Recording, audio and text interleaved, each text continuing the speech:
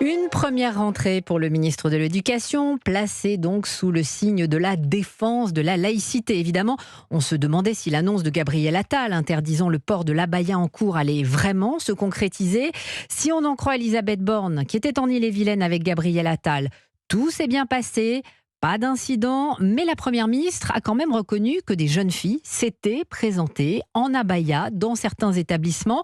Jean-Luc Boujon, c'était le cas justement au lycée La Martinière d'Uchère de Lyon. Alors comment ça s'est passé ? Eh bien effectivement, ici 12 élèves sur les 500 qui étaient accueillis ce matin se sont présentés en abaya.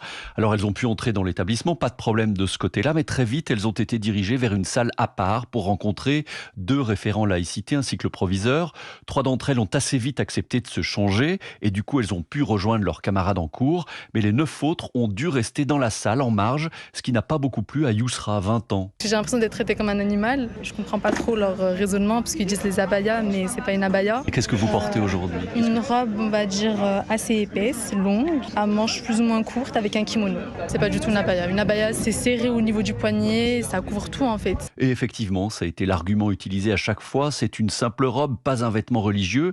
Il a donc fallu expliquer la nouvelle règle et dialoguer selon le proviseur Olivier Coutarel. C'est voir si effectivement, pour un collectif, ça retient l'attention sur une appartenance religieuse. On va s'entretenir avec les élèves et puis avec leur famille pour aboutir le plus rapidement possible à une situation qui permette de poursuivre très sereinement une scolarité qui n'a pas vocation à être interrompue. Les 9 élèves ont donc quitté l'établissement au bout de 2 heures, comme leurs camarades, avec leur emploi du temps.